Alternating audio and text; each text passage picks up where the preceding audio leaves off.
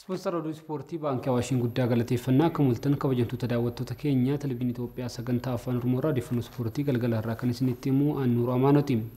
Dorgommiin teenisa Itoophiyaa dorgomtoota hundaafuu banaa ta'e guyyaa har'aa Finfinneetti eegalameera. Dorgommii guyyoota torbaaf gaggeeffamu kanarratti dorgomtoonni koornaa lameeninuu waggaa 18 gadi ta'an hirmaatu jedhameera. Dorgommiin kun qaama karoora Federeeshiniin Teenisa Itoophiyaa ji'a lamaan yeroo tokkotti dorgommii teenisaa taasisuuf qabateeti jedhameera. Dorgommii kanaaf baajanni birrii 200,000 kan qabame yogguu ta'u, warreen injifataniif badhaasni birrii 20,000 ni kennama jedhameera. Dorgommichi Finfinnee iddoo Shoolaa fi Boolee jedhamutti kan gaggeeffamu. Dorgommiin wal fakkaatan ji'oota lamaan dura magaalaa Dirree Dhawaattis gaggeeffamee ture. Dorgommicha badhaasan deeggaruun itti fufiinsa akka qabaatuufis ni hojjetamas jedhameera.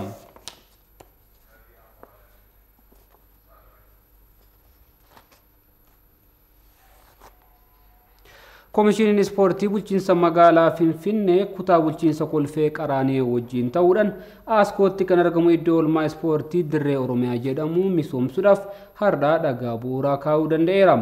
Iddoo oolmaa ispoortii kana sadarkaa amma irra jiru irraa fooyya'aa taasisuuf yeroo gabaabaa keessatti ijaarsi isaa akka eegalamus komishiinichi beeksiseera. Dirreen Oromiyaa jedhamu kun ispoorteessitoota bebbeekamoo kan horate yogguu ta'u, yeroo ammaas guddattoota hanga garee guddattoota kaasee hanga garee fayyaatti itti fayyadamaa jirus jedhameera.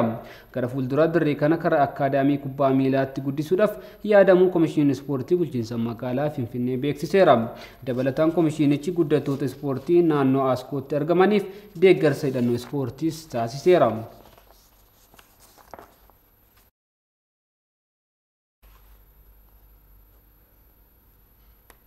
Taphoota Premier League England torbee 36 gaggeeffamaniin Leeds United fi Southampton morkattoota isaanii injifataniiru.